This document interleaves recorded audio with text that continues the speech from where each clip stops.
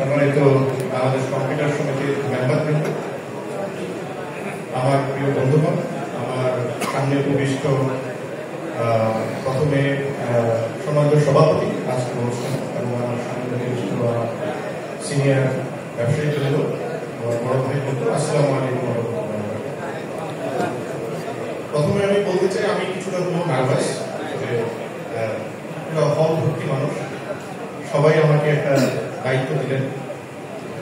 আমি অবশ্যই চেষ্টা করবো আমার দায়িত্ব পালন করতে। পাশাপাশি আমি আশাবাদী যে আমি একটা সুযোগ পেয়েছি কাজ করার জন্য, কিছুদিনের জন্য। আমি আপনাদের যে এক্সপেকটেশন এই সমিতিকে ঢেলে সাজানোর জন্য আপনারা আমাকে যোগ্য মনে করেছেন, আমাকে এই দায়িত্বটা দিয়েছেন। আমি সবার প্রতি কৃতজ্ঞতা প্রকাশ করছি এবং ধন্যবাদ জানাচ্ছি। আমি আপনাদের সকলের সহযোগিতা চাই, আপনাদেরকে পাশে চাই। আমার সামনে যারা উপবিষ্ট আছেন এই সমিতির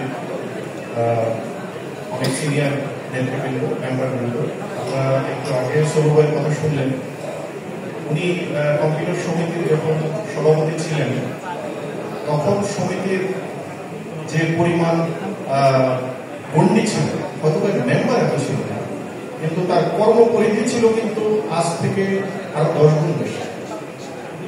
আমরা পরবর্তীতে আস্তে আস্তে এই সমিতিতে আমার সুযোগ হয়েছে, একটু নজরুল হয়েছিলেন।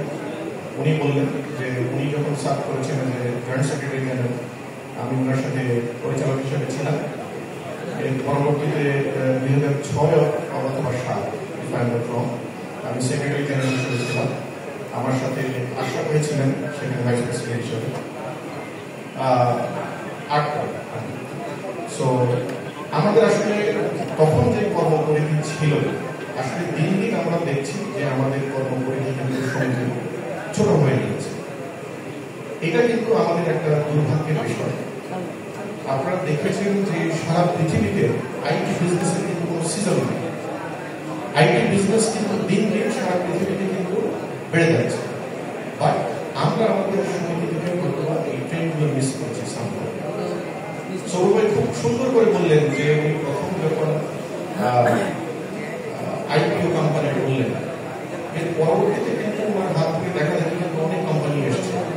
উনি যখন আইপিও প্রথম ডিক্লেয়ার করলেন, আমি কিন্তু ওই মিটিংয়ে ছিলাম, বোধহয় শান্ত রেস্টুরেন্টে উনি সবাইকে আমাদেরকে দাওয়াত করলেন এবং আইপিও তখন কিন্তু আমাদের ধারণা ছিল না। যাই হোক, আপনারা দেখেন যে সারা পৃথিবীতে যদি আপনি এই মুহূর্তে বাংলাদেশে দেখেন যে শ্রীলঙ্কার অনেক কোম্পানি এসে কিন্তু আইটি জব, আইটি কাজ করে যাচ্ছে। আমাদের বাংলাদেশে আমাদের সবচেয়ে বড় দুর্ভাগ্য, আমাদের এখানে প্রপার আইটি সলিউশন প্রোভাইডার কিন্তু সেভাবে কেন জানি তৈরি হয়। এটা আমাদের পলিসির উপর আসলে অনেক সমস্যা আছে, আমাদের মধ্যে কোঅর্ডিনেশনের অভাব আছে। পাশাপাশি আমাদের সমিতি থেকে এই জিনিসগুলো আমরা প্রপারলি কাজ, আমাদের গভর্নমেন্টকে, আমাদের যারা পলিসি আমাদেরকে দিচ্ছে সেখানে কিন্তু আমাদের এই কথাগুলো আমরা কিন্তু পৌঁছাতে পারি। আমরা কিন্তু বাধা করছি বাংলাদেশে। আদারওয়াইজ কিন্তু অ্যাটলিস্ট টিসিএল অথবা উইপ্রির মতো একটা কোম্পানি থাকতো, যার হাত ধরে, যাকে ফলো করে বাংলাদেশে আরো অনেক আইটি সলিউশন প্রোভাইডার কিন্তু তৈরি হয়। আপনারা যারা সলিউশন বিজনেসে আছেন, আপনারা দেখবেন যে অনেক শ্রীলঙ্কার কোম্পানি, ইন্ডিয়ান কোম্পানি বাংলাদেশে আইটি জগতে অনেক বড় বড় ইন্ডিয়ান কিন্তু এক্সিকিউটিভ এখানে কাজ করছে। আমাদের দেশেও কিন্তু ব্রেইনের অভাব, আমরা কিন্তু সেই জবগুলো কিন্তু মিস করছি এবং মিস করছি। এই জায়গাগুলো কিন্তু কেন আমরা মিস করছি, এই জায়গাগুলো প্রপারলি অ্যাড্রেস করা। যাই হোক, আমি আজকে বেশি কথা বলবো না।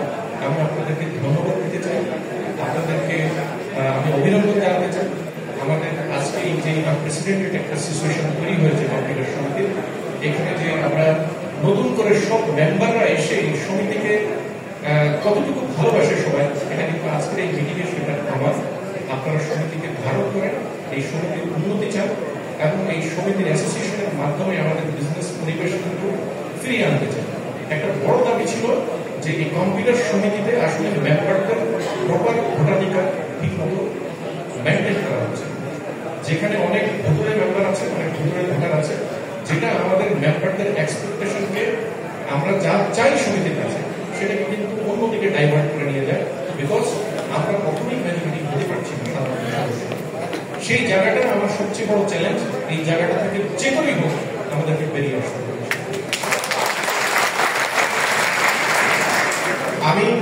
আমরা যাদের সিনিয়রদেরকে আজকে আমরা পেয়েছি, আমাদের অত্যন্ত সৌভাগ্য যে ওনারা আজকে এসছেন আমাদেরকে দোয়া দেওয়ার জন্য, গাইডলাইন দেওয়ার জন্য, আমাদেরকে গাইডেন্স করার জন্য। আমরা ওনাদের মুখ থেকে বেশি করে শুনি। আমি তো আছি আপনাদের মাঝে, আপনারা আছেন, আমরা সারাদিন কথা বলতে পারবো। আমাদের অনেক কাজ, আমার অনেক গাইডেন্স ওনাদের থেকে দরকার। আমি রিকোয়েস্ট করবো ওনারে বলুন। আমি প্রথমে একটু আমাদের জানাতে চাই আমাদের প্রিয় শফকত ভাইকে। আমি ওনাকে ধন্যবাদ দিতে চাই। ওনার মা খুব অসুস্থ।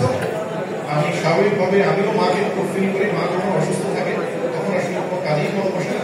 তথাপি উনি আমাদের ডাকে সারা দিয়ে এই সমিতিকে ধারণ করে উনি এসছেন। আমি আমি একটু সামনের সারিতে আসলাম। আমি একটু আহ্বায়কের কাছে দাবি করতে চাই আপনাদের সবাই পক্ষ থেকে।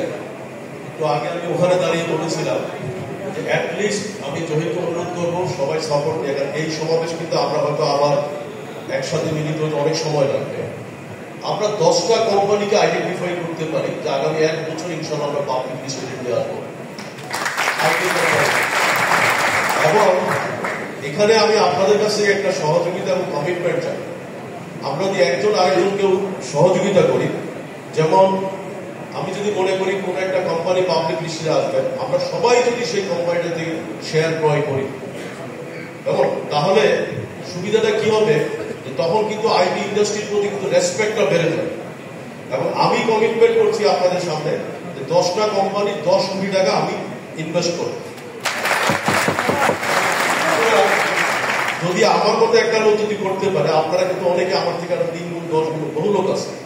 আমি এটা কমিটমেন্ট করছি এই কারণে, গিভ ইউ দ্য কনফিডেন্স। কারণ আপনার প্রয়োজনে 4জন 5টা কোম্পানি একত্রিত হচ্ছে, ওর সফটওয়্যার ভালো, ওর আইএসপিতে ভালো, ওর এটা ভালো, আমরা 4জন 5জন করে একটা কোম্পানি করি। সারা পৃথিবীতে হচ্ছে। আজকে জন্য বলো কেন ইন্ডিয়াতে এত ভালো ভালো কোম্পানি গুলো সারা পৃথিবীতে হচ্ছে, আমরা কেন পারছি? আমাদের একটাই প্রবলেম, একত্রিত হতে পারে। সবাই মনে করি আমরা বড় হবো, কিন্তু কেউই হচ্ছে না। এই কারণে আমি আজকে আহ্বায়কের কাছে আমি ওখানে দাঁড়িয়ে বলেছিলাম।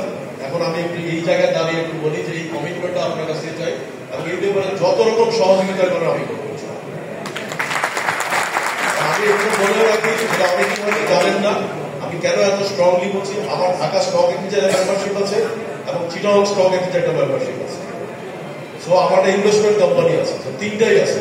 সো আমি অল সাইডে আমি সাপোর্ট দিতে পারবো ইনশাআল্লাহ।